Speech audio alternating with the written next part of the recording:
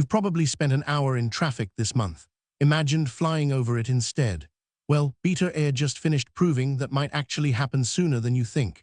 The company wrapped the first government-approved air taxi test flights in the United States. These weren't simulations or lab tests. Real pilots flew real aircraft while federal regulators verified every critical detail. Vertical takeoff, sustained flight, precision landing, all executed flawlessly. Zero incidents, zero modifications needed. Beta's aircraft carries multiple passengers and cargo, takes off from small urban spaces, and runs entirely on battery power. Think of it as halfway between a helicopter's vertical flexibility and an airplane's forward efficiency. For decades, air taxis were the perpetual promise, right alongside flying cars and autonomous vehicles. The gap between vision and reality seemed impossibly wide. But the game changed. Battery technology advanced dramatically. Electric motors became powerful enough. Autonomous flight systems matured. Crucially, the government became confident enough in safety standards to approve actual government tests with real aircraft. Beta didn't just build an experimental aircraft. They proved the entire system works in real conditions. Commercial routes are now possible. Cities are planning infrastructure. Major investors are committed. Competitors racing their own certifications now face a much tighter timeline than anyone expected. This single milestone reshaped an industry's expectations. And here's what matters most. We are not talking decades anymore. We are talking a few years until people can actually book flights. So what exactly is an air taxi? Picture something between a helicopter and a plane. It takes off vertically from a rooftop or parking lot, no runway required. Once airborne, it transitions to forward flight like an airplane, then lands vertically at your destination. Helicopter flexibility plus airplane efficiency. Air taxis aren't new as an idea, but the technology never existed. Batteries were weak, motors were too heavy, and control systems unreliable. For decades, vertical takeoff meant helicopters only, which are loud, complex, and expensive to operate. Maintaining a helicopter costs thousands of dollars per flight hour. Enter electric propulsion and autonomous systems. Vertical takeoff suddenly becomes viable without a helicopter's mechanical complexity. Electric motors are simpler than helicopter engines. No gearbox, no oil changes, just swap batteries when they are depleted. Maintenance costs drop dramatically. This is why dozens of companies now race to build these aircraft. Joby, Lilium, Archer, eVTOL, Vertical Aerospace, all chasing the same billion-dollar opportunity. The global urban air mobility market could exceed hundreds of billions in value if this actually scales worldwide. But here's what nobody had done until now: completed a real government certification test. The technology seemed promising. The business case made sense. But did it actually work under official scrutiny? Unknown. Beta changed that completely. They proved to the government that yes, this works. No compromises. Successful flights that moved certification from theoretical to real. And that's the moment everything shifted. Let's talk about how these aircraft work. Most air taxis use distributed electric propulsion, multiple electric motors spread across the airframe instead of one or two massive engines. Why does this matter? Safety. If one motor fails on a traditional airplane, that's an emergency. With distributed propulsion, losing one motor is handled automatically by the others. The aircraft keeps flying smoothly. You barely notice anything changed. Each electric motor has a rotor that tilts in different directions. During takeoff, all rotors point upward. As the aircraft transitions to forward flight, rotors gradually tilt forward. During landing, they swing back to vertical for a gentle descent. Flight control computers manage each rotor's speed automatically, making thousands of adjustments per second. The battery is absolutely critical. Modern lithium-ion batteries provide enough power for flights lasting up to an hour, depending on the aircraft design. That covers airport transfers, downtown-to-downtown trips, and regional commute routes. Longer distances still require fuel-powered aircraft for now, but battery technology improves every year. Autonomous systems handle navigation using a combination of LiDAR, radar, cameras, and GPS. The aircraft can follow pre-programmed routes and avoid obstacles automatically. Pilots monitor constantly and can take control instantly, similar to how modern airliners use autopilot. The computers do most of the work, but humans stay in command and ready to intervene instantly. The engineering is genuinely sophisticated. Every component had to work perfectly. Every system had to be redundant and reliable. And in Beta's government tests, all of it performed flawlessly. No failures, no modifications, no surprises.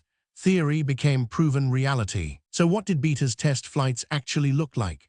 The company completed multiple flights under direct government observation. Each carried real payload, either actual passengers or cargo equivalent weight. The aircraft took off from designated landing zones, flew predetermined routes, demonstrated various flight profiles, and landed precisely at target locations. The payload capacity matters.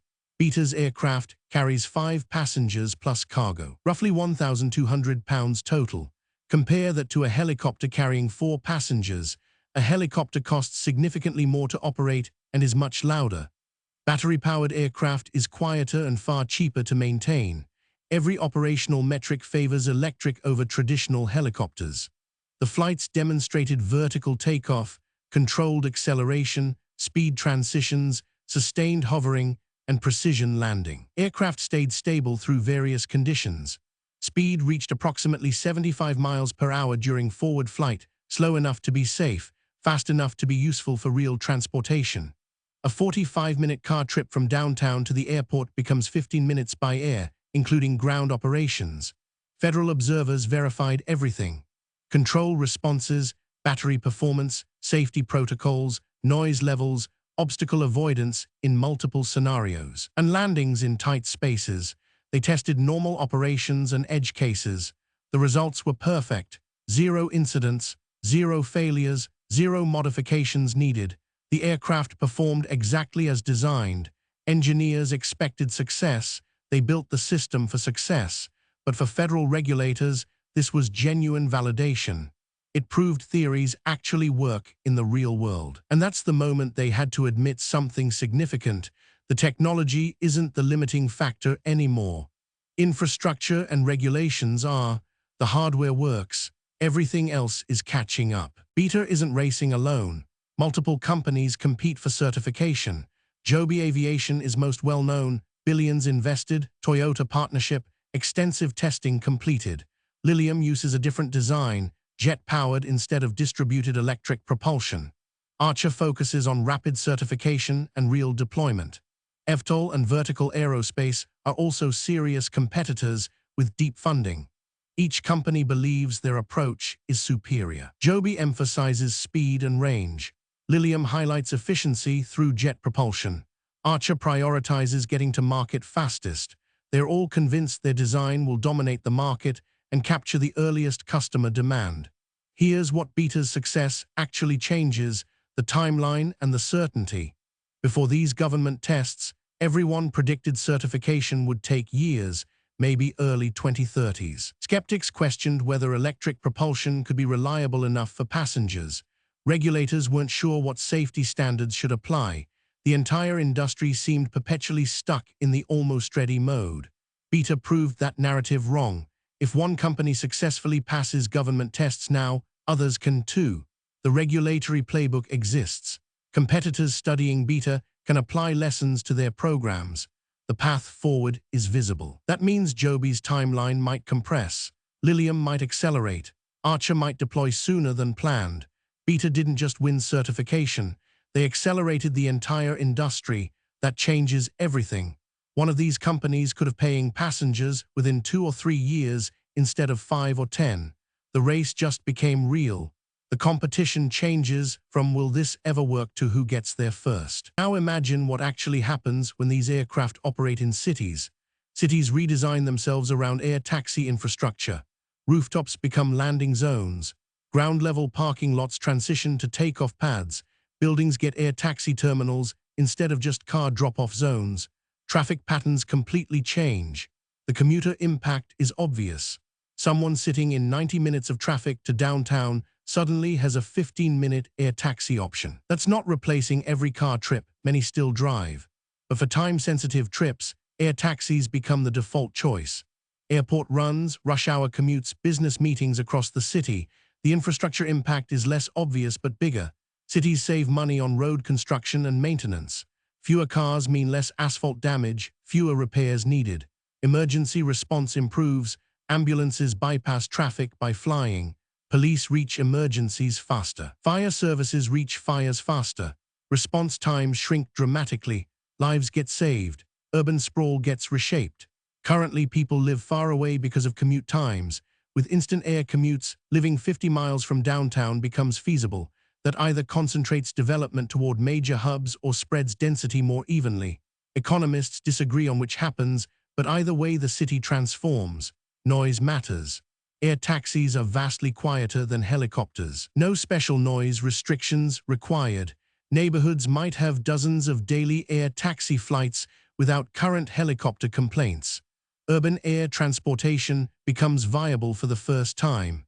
Air quality improves. Before people can actually book flights, several crucial things must happen. First, regulatory approval must expand significantly. Beta's test certification is different from commercial passenger approval. Commercial operations require additional safety standards, comprehensive insurance frameworks, and established air traffic rules for the entire system. Cities must build infrastructure. Landing zones require specific construction standards. Power charging stations must be installed. Ground transportation connections to downtown areas are essential. Air traffic management systems prevent dozens of aircraft from colliding in busy corridors. Building all this infrastructure takes years and costs billions in capital investment. Insurance and liability need legal frameworks.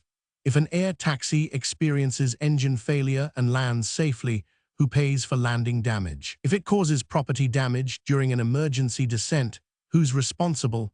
These aren't theoretical questions. Legal answers are required before commercial operations begin. The insurance industry is developing these frameworks now. Workforce training is essential. Pilots need formal certification programs. Ground crews need specialized training for new operations. Maintenance technicians need advanced education for novel aircraft types. Barely any training programs exist currently. Building this educational infrastructure from zero takes years and significant investment. Public acceptance fundamentally matters. People must trust these aircraft enough to fly in them. Trust develops from demonstrated safety and transparent communication about operations. One serious accident early in commercial operations could set the industry back years. The industry knows this pressure and is building conservative operational rules. So here's what matters. Air taxis just stopped being theoretical. Beta proved they work in real conditions under government observation. The technology is safe. Regulators aren't blocking it anymore, they are shepherding it forward. That changes everything. Within 5 years, you might book an air taxi from your phone like an Uber. That's not hype. It's based on real government certification, real company commitments, and real infrastructure investment. The timeline compressed from someday in the 2030s to this decade. The first city launching commercial service becomes the template for everywhere else. That city gets better transportation infrastructure. It attracts talent and investment. It solves traffic problems while competitors plan. Being first matters enormously in transportation technology. The ripple effects spread beyond cities. Amazon and UPS are investing in these aircraft for cargo delivery. Emergency medical services explore air ambulances for faster response. Military applications exist. The market extends far beyond commuters. This isn't a taxi-only revolution, it's a transportation paradigm change. Here's the reality check. This still needs to work flawlessly. Safety matters more than speed. One significant accident during early commercial operations could destroy public confidence and set the industry back years. The industry knows this pressure. They're building redundant systems and conservative rules specifically to prevent failure. They won't cut corners. We are at an inflection point. The technology works. Government confirmed it. The business case is solid. Major companies are committed. Cities are planning. Infrastructure is being built. This isn't coming someday. This is coming soon. Follow for daily AI and tech news that matters. Stay ahead of the curve.